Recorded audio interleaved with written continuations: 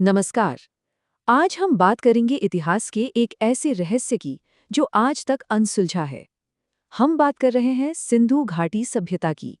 जरा सोचिए, एक ऐसी दुनिया की कल्पना कीजिए जो मिस्र और मेसोपोटामिया की सभ्यताओं जितनी ही पुरानी और उतनी ही आधुनिक थी।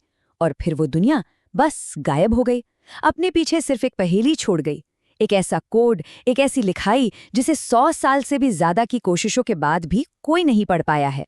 जी हाँ, यही कहानी है सिंधु घाटी सभ्यता की। और देखिए, ये कोई छोटा मोटा गांव या कस्बा नहीं था। नहीं, हम एक ऐसी जबरदस्त सभ्यता की बात कर रहे हैं जो आज से करीब 5000 साल पहले अपने पीक पर थी। लेकिन सबसे हैरान करने वाली बात क्या है? 20वीं सदी आने तक दुनिया को इसके बारे में कुछ पता ही नहीं था। ये पूरी की पूरी सभ्यता हजारों साल तक भारत और पाकिस्तान की मिट्टी के नीचे दबी रही, भुला दी गई। तो फिर सवाल ये उठता है कि आखिर ये खोया हुआ साम्राज्य मिला कैसे? इसकी कहानी भी किसी फिल्म से कम नहीं है, क्योंकि इसकी खोज इत्तेफाक से हुई थी। आइए जरा इसकी खोज की टाइमलाइन पर नजर डालते हैं। कहानी शुरू होती है 1829 में, जब चार्ल्स मेसन नाम का एक ब्रिटिश ट्रैवलर पंजाब में कुछ अजीब से खंडहर देखता है।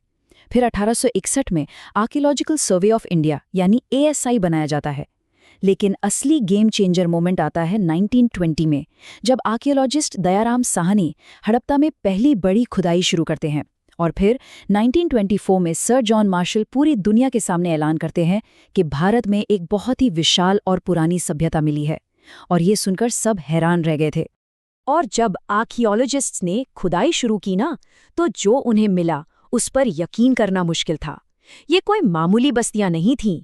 ये तो ऐसे शहर थे जो आज के मॉडर्न शहरों को भी शर्मिंदा कर दें। और इसका स्केल, जरा इस नंबर पे गौर कीजिए। 12,60,000 स्क्वायर किलोमीटर। मतलब उस जमाने की मिस्र और मेसोपोटामिया की सभ्यताओं को अगर मिला भी दें तो भी ये सभ्यता उनसे कहीं ज्यादा बड़ी थी। ये सच में दिमाग चकरा देने वाला है। अब जरा इनके शहरों की प्लानिंग देखिए, एकदम कमाल की थी। सड़कें बिल्कुल सीधी, एक दूसरे को 90 डिग्री पर काटती हुई, जैसे किसी ने ग्रिड बनाकर शहर बसाया हो। हर घर में अपना बाथरूम था, और वो बाथरूम शहर की अंडरग्राउंड ढकी हुई सीवर लाइन से जुड़ा था। सोचिए, सारी ईंटें एक ही स्टैंडर्ड साइज की थीं, मानो किसी फैक्ट्री में मास प्रोडक्शन हुआ हो। और फिर द ग्रेट बाथ को तो भूल ही नहीं सकते, एक बहुत बड़ा वाटरप्रूफ पब्लिक टैंक जो उनकी इंजीनियरिंग का जीता जागता सबूत है। ये बात उनकी एडवांसमेंट को एकदम सटीक तरीके से बताती है।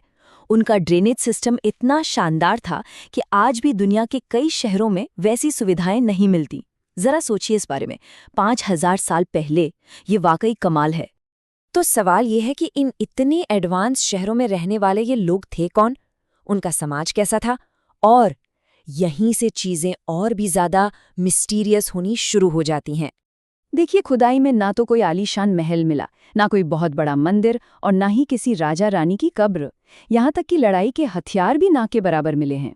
इससे ऐसा लगता है कि ये एक बहुत ही शांतिपूर्ण समाज था, शायद ऐसा जहाँ सब लोग बराबर माने जाते थे। पर वो लोग बेहतरीन आर्टिस्ट थे। इसका सबसे बड़ा उदाहरण है वो मशहूर डांसिंग गर्ल की कांस्य मूर्ति। और ऐसा लगता है कि वो प्रकृति की पूजा करते थे। उनकी मोहरों पर हमें प्रोटो शिवा जैसे देवता भी देखने को मिलते हैं। और ऐसा भी नहीं है कि ये लोग बस अपनी दुनिया में ही रहते थे, बिल्कुल नहीं। इनका ट्रेड नेटवर्क तो ग्लोबल था, जो मेसोपोटामिया तक फैला हुआ था। और पता है मेसोपोटामिया के लोग इन्हें क्या कहते थे? मेलुहा। ये लोग कपास, कीमती पत्थर और लकड़ी जैसी चीजों का व्यापार करते थे। अब आते हैं सबसे बड़े रहस्य पर, उनकी भाषा, उनकी लिपि। एक ऐसा कोड जिसमें इस पूरी सभ्यता के सारे राज छिपे हुए हैं। तो सवाल यह है कि हम आज तक इसे पढ़ क्यों नहीं पाए? देखिए, जैसे इजिप्ट की भाषा को पढ़ने में रोजेटा स्टोन ने मदद की थी। क्यों? क्योंकि उस पत्थर पर एक ही बात 3 अलग-अलग भाषाओं में लिखी थी, जिसमें से एक ग्रीक थी जो लोग पढ़ सकते थे।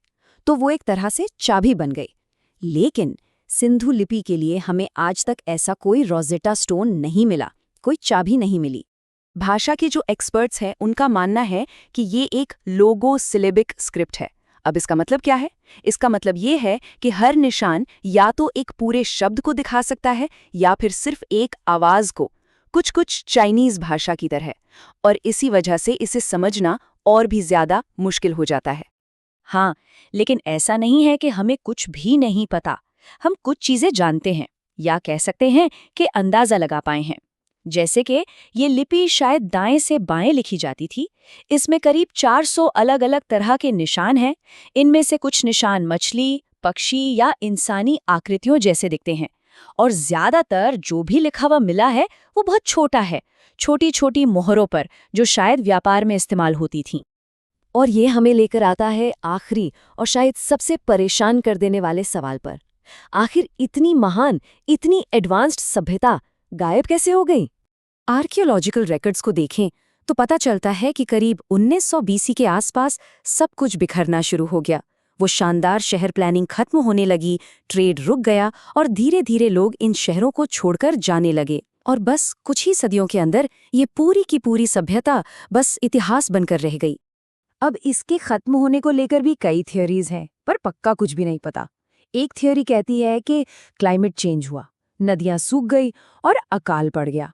दूसरी थियोरी के मुताबिक कोई भयंकर बाढ़ या भूकंप आया होगा जिसने सब तबाह कर दिया। एक थियोरी ये भी है कि शायद कोई महामारी फैली थी।